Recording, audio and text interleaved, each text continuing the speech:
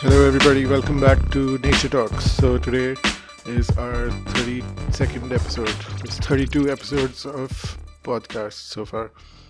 And in case you're feeling hot, it's because this is the worst April in Asian history. We're facing a heat wave right now, and all over the country, it's like nearing 45 degrees already. And already in the next month, May is the peak time, so in that time the temperature is going to increase way much higher. A lot of people are already dying across the country because of the heat wave. And when we think about the 89,000 hectares of forest land which has been removed to put concrete everywhere in the last 5 years, so that could be one good reason why we have more heat island effect. The sunlight is hitting the cement and you get a lot of heat over there. There's no shade over there, and wherever the sunlight hits the trees, we feel cool under the trees over there. So this is something which a lot of people have forgotten, especially the people making all the decisions. They've caused the entire country to become red hot. We literally have a picture over here which shows the heat signatures, and the country is totally red because of all the heat in this country right now.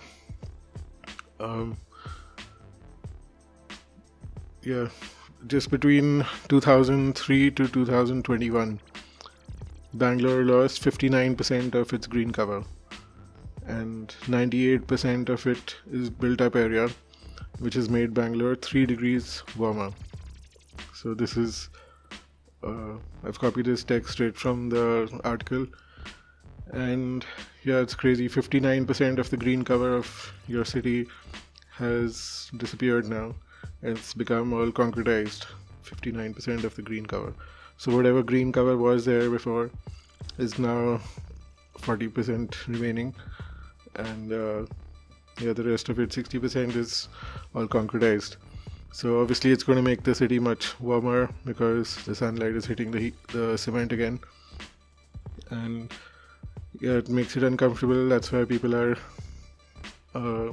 it's so hot outside, so people need to stay indoors. They need more air conditioning, and the air conditioners make the temperature also much hotter outside, releasing hot air outside.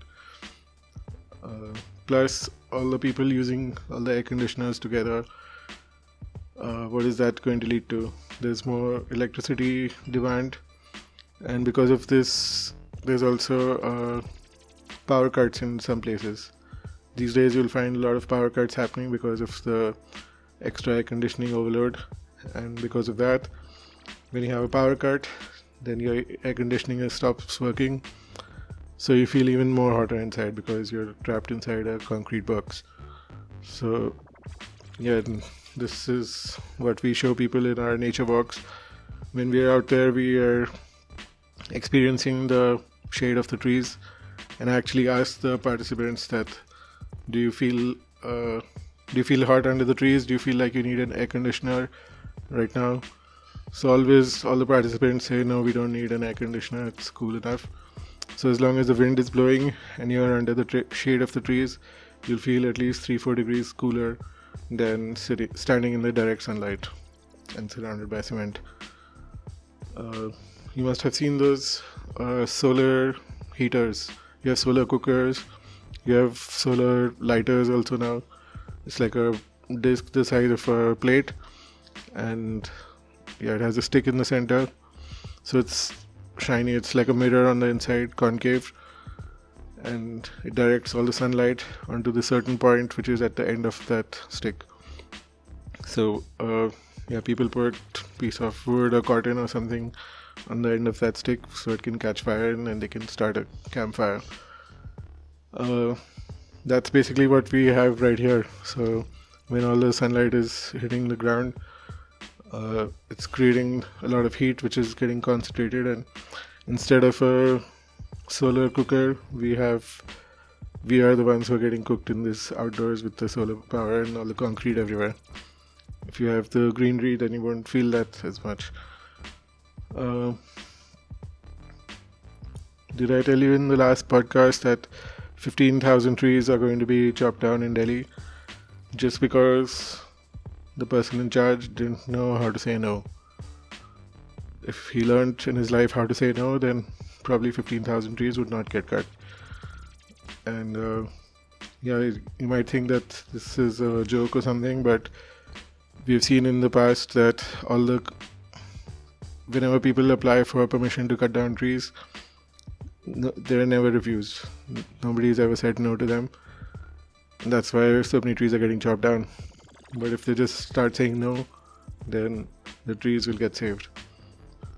So I think one good reason why they're not doing this, why they don't say no, is because of their comfortable job here in the city with all the extra perks. And if they start refusing to get trees cut, then all the big shots have connections and can get these officers transferred to somewhere far, far away where their family has to live in uncomfortable situations. Now, I had posted on Twitter, if you follow our page, it's ndns_HQ. So I had written about the Heat Stroke 5000. It's like a device, like the way advertisements sell you different products. So I made this tweet sound like an advertisement. So it says, this is the Heat Stroke 5000. The authorities are working tirelessly to chop down 5 trees per hour. And if it's still not hot enough for you, then you can just jump into a tandoor. You'll become a tandoori Delhiite or a tandoori human. And it's so easy just by removing so many trees, we are facing the brunt of all that. This is the hot topic all over the country right now. So Twitter has exploded, or it's probably just my algorithm, but so many people are talking about this because it's actually affecting everyone. Plus, it's in the trending topics also on Twitter. Now, besides this, this Delhi Zoo, basically, there's a white tiger in Delhi Zoo, and a couple of days ago, 2 cubs were born in that white tiger facility. So this white tiger, I've seen it, it's huge, and basically it's restricted. You and I, we must be traveling several kilometers every day. You know, we go all over the city, we travel in the bus, metro, whatever. Tigers in the wild, they also travel a lot. We've seen, there have been some records of tigers traveling hundreds of kilometers all over the country. But if you cage them in the zoo like this, they don't even have half a kilometer to move. So they're just stuck in that space for the entire life. While you keep moving around your entire life, you go from one house to the other, to your friend's house, maybe you go to the mall, maybe you travel to other cities, you travel to other countries. But these zoo creatures, they're stuck in that confined area. There's a giraffe in one enclosure, there's a rhino in another enclosure. So yeah, the Delhi Zoo, they're really funny. If you take your mobile phone, which has cameras, nowadays every mobile phone has a camera, right? If you take your mobile phone with a camera, there's no problem. You can take pictures, make videos. But if you carry an SLR camera, or even like a Cybershot, Handycam, pocket camera, so you'll have to pay, I think it's 500 rupees. But if you just use the camera on your phone, like right now we are recording this with a phone camera. This is in 4K quality, and it's much better than the DSLR. Even Apple iPhone cameras, you can use those, and you'll get better quality footage than what you can with a SLR. So why do they charge money for the camera and not for the phone? Because these rules were made when phones weren't without cameras. When phones were there without cameras, that's when these rules were made. Actually, these rules were made before mobile phones even came out. So nobody thought that cameras will be in phones. So they made these rules like this, and the humans over there who are in charge of all this, they can't argue with a piece of paper. So they are following that paper. The paper has more knowledge of power or wisdom than these humans. The humans are not able to tell that the phones are able to record better videos, and because of that, they're charging so much for the entry fee, only for the camera. Now on Twitter, I saw another thing where somebody posted that 56,000 acres of forest have disappeared in a place called Burhanpur. Check it out on Twitter. This basically there is some satellite image over there. So you see the before and after images, and in the before part you see all the greenery everywhere, but in the after picture all that greenery has been destroyed. Plus there's also a video clip where you can see a whole line of trucks leaving the forest filled with logs. So that entire forest is getting destroyed. And it also said that the three forest officers got changed just in the past few months, which is unusual. Why is that? Because maybe they were trying to do something right, maybe they were trying to save the forest and they got transferred. So that's a common story we see recurring over time. In the last 10 years I've seen so many people come and go, and the ones that stay longer are the ones who are obedient, and they don't do their job of conserving the forest. They have their jobs much longer. So is it the right thing to do? Is it the wrong thing to do? What would you do if you had this option? Maybe someone says that, okay, would you rather keep your job and destroy your country, or would you rather save your country and not have a job? So think about this. You can always get another job maybe, but can you get another country? Can you get another India? Think about that. Where will you get that from? Unless you're going to travel to a parallel universe, you need a time machine or something, or a portal. The portal gun from Rick and Morty, if you can use that, then you can go to the parallel universe and enjoy the country without all the destruction. Yesterday's newspaper had a huge headline which said that all of Delhi is at the danger mark on the heat index. So the entire Delhi, there's nowhere to spare it. Entire city is in the danger zone. Have you heard the song The Danger Zone? So Delhi is in the danger zone now, and people are getting heat stroke.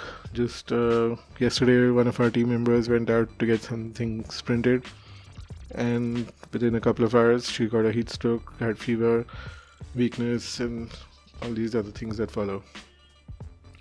So if you're out there, you need to cover your head, maybe wear a cap, stay hydrated, don't be in the direct sunlight, try to find some shade of whatever trees are remaining. This winter the people were so intelligent in Delhi, they all decided to prune the trees, or cut parts of the trees so that they could get sunlight, just for 1 month of winter. And now for the next 11 months of the year they have to suffer that direct sunlight coming onto them. So is it smart? Is it dumb? What do you think should happen to these kind of people who have caused the country to fall in so much heat? And not just in this country, in the entire planet. Everywhere the environment is getting more and more destroyed, so there are people who are doing all this work of destroying the planet, and the future generations, kids who are getting born now, what kind of world are you leaving for them? Are they going to live in a better world than you did, or are they going to live in a worse world than you did? What kind of thoughts do you have on this? If you know that you have just 20 or 30 years to live, are you going to live your life to the fullest, destroy the environment, or use up as much resources as possible? Or are you going to save as many resources for the next coming generations? So there are some people who think like that just because they have the money, they can afford it, so they're going to keep their taps on throughout the day for 24 hours a day for 7 days a week, And if you tell them to shut the tap, they'll say, no, I can afford it, I can pay the bill, so I'm going to keep the taps open. So all the water is just getting wasted. But what's happening with that? The groundwater table gets depleted. All the water is finished in the city because one person could afford to pay the bill.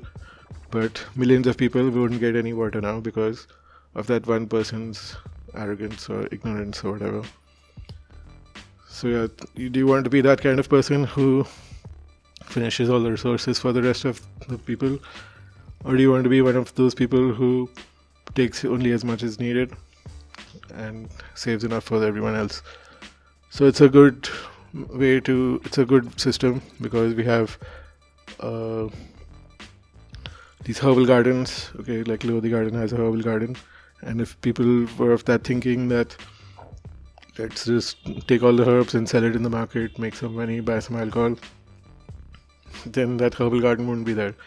The whole point of the herbal garden is so that people can just take a little bit, as much as they need, maybe a couple of leaves, and that's it. Then you save the rest of the garden for other people who are visiting.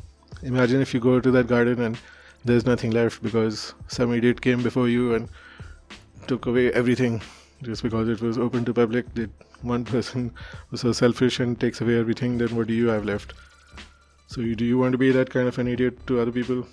Think about it. Now,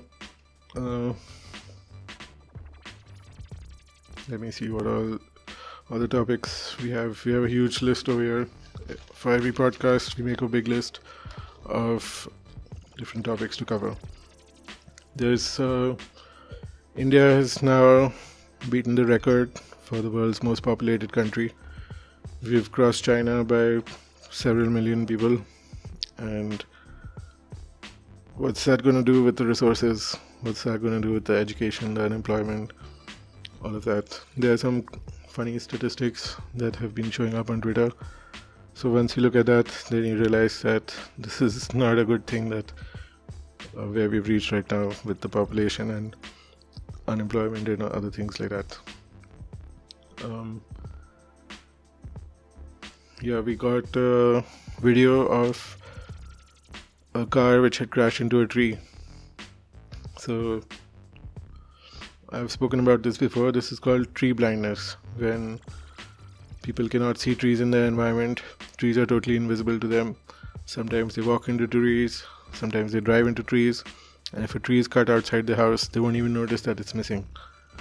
So tree blindness is a real disease, and there's actually some scientific research papers by University of California, I think. So you can check that out. If you can't find it, let me know, then I can send you the link. And the main reason for tree blindness is all the distractions that we have in our life, like our cell phones, for example. That red notification dot has taken over your life. You keep chasing those red dots on your phone all the time to clear the notifications, and because of that you miss out on what is happening in the world around you, your immediate environment. Now, yesterday was also the solar eclipse, so it was best viewed from Australia and Southeast Asia. In India, I think that was around 11 a.m., if I'm not wrong.